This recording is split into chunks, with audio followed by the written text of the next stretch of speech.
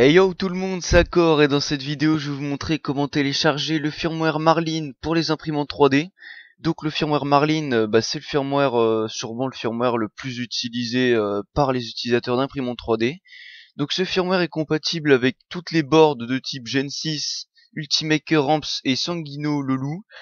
Quand je dis board, c'est bien évidemment la carte mère de votre imprimante 3D, donc la plupart du temps c'est un Arduino Mega 2560 avec la board Ramps 1.4. Mais après il y en a très bien des différents, donc au pire Gen 6 je vais vous montrer à quoi ça ressemble.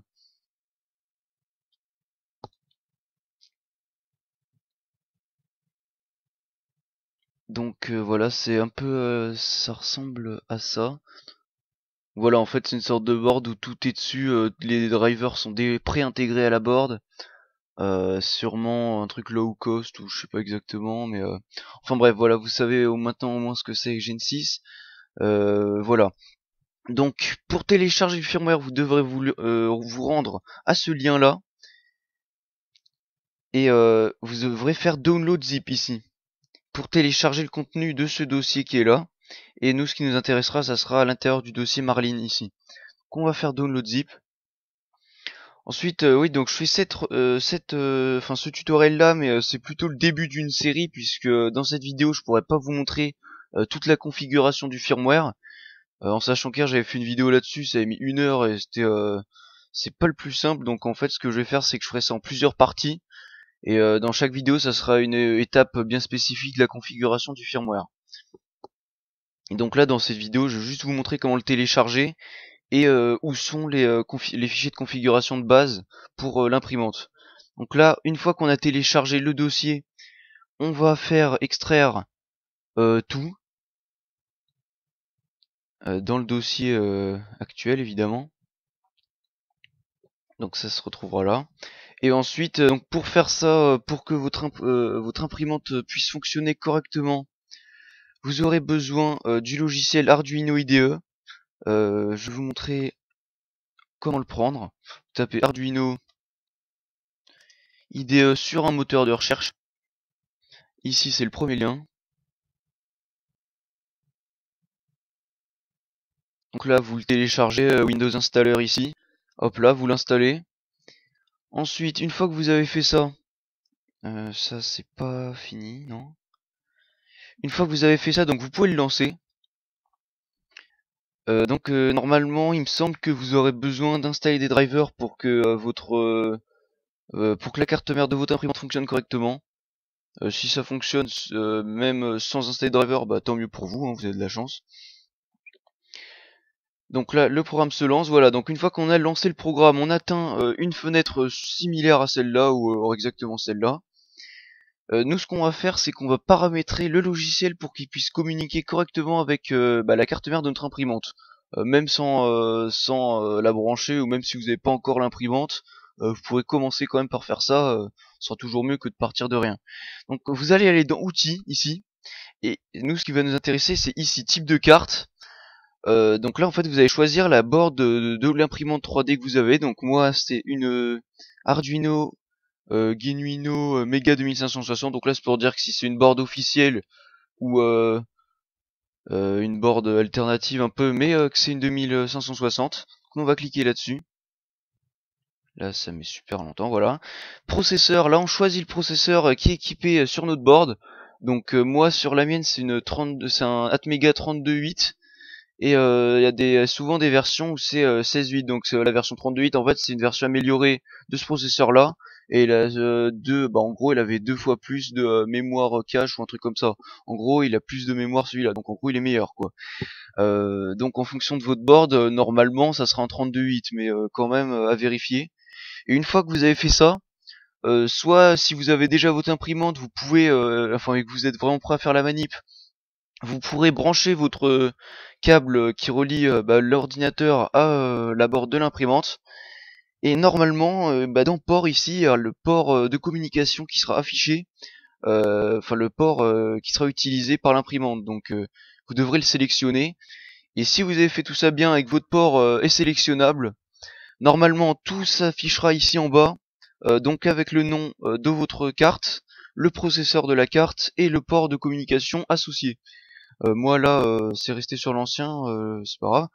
Mais voilà, donc là une fois que vous avez fait ça, votre logiciel Arduino est bien configuré. Mais le plus important c'est de régler la board ici et le processeur ici. Le port c'est pas le plus important pour l'instant. Voilà, donc une fois que vous avez fait ça, on va retourner sur notre dossier extrait. Donc on va l'ouvrir. On atteint donc exactement le répertoire qu'on avait sur le site GitHub ici. Donc on a exactement ce qui est là. Et en fait on fait download zip en sachant que ces fichiers là sont actualisés en temps réel, enfin peuvent être actualisés en temps réel. Du coup en faisant download zip vous aurez exactement la toute dernière version de chaque fichier normalement. Voilà.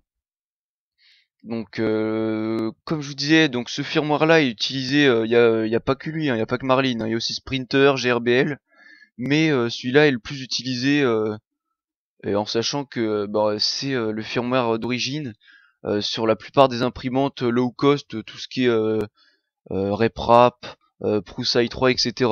Après si c'est les imprimantes professionnelles, MakerBot, etc. Il me semble que le firmware d'origine est un truc customisé, donc je pense pas que ça fonctionnera, hein. Le hardware est bien spécifique. Enfin bref, donc ce firmware est compatible avec les cartes SD et les écrans LCD, donc ça je pense que si vous êtes sur cette vidéo vous deviez déjà le savoir. Donc une fois qu'on est là-dedans, nous ce qui nous intéresse c'est le contenu de ce dossier-là Marlin. On l'ouvre, et donc là-dedans en fait c'est le contenu de tous les fichiers du firmware. Donc là évidemment il y a la plupart des fichiers qui ne seront pas utilisés par vous, enfin que vous n'utiliserez pas. Mais ils sont intégrés vu que c'est pour la compatibilité avec tout le monde quoi. Sur GitHub le fichier, enfin ce qui est fourni, c'est vraiment pour que ça soit compatible avec le plus grand monde possible. Donc du coup là il y aura la plupart des trucs qui seront là-dedans, par exemple language, les fichiers de langue qui serviront à rien, ou bien les fichiers pin là qui serviront à rien puisque ça c'est juste pour les boards spécifiques. Donc ce fichier là par exemple si vous avez une board ramps comme moi, par exemple il y aura que un de ces fichiers là qui seront concernés, ou peut-être lui. Tous les autres ils seront inutiles quoi, hein. Tous les fichiers pin, ça donc voilà, chaque nom qu'il y a c'est pour une board bien spécifique. Enfin bref voilà. Et donc nous ce qui va nous intéresser pour ce premier tutoriel, donc comme je vous disais après dans les autres vidéos je vous montrais comment configurer le firmware. Donc là ce qui va nous intéresser c'est pour partir d'une configuration prédéfinie pour les imprimantes de base.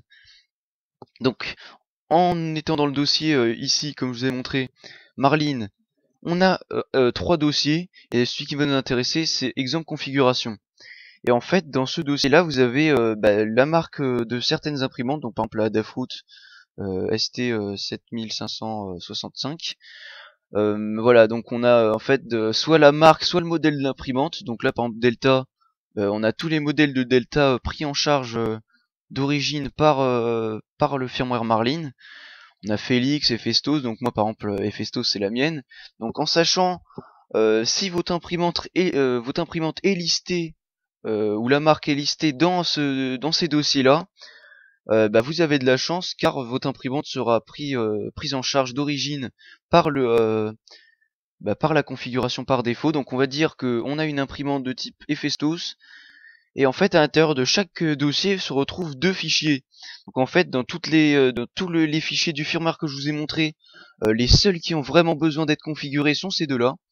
Et en sachant donc que la configuration par défaut est déjà produite pour cette imprimante, on aura juste à copier les fichiers pour notre imprimante en question et les coller dans le dossier racine qui est celui-là où je vous ai montré où il y a tous les fichiers.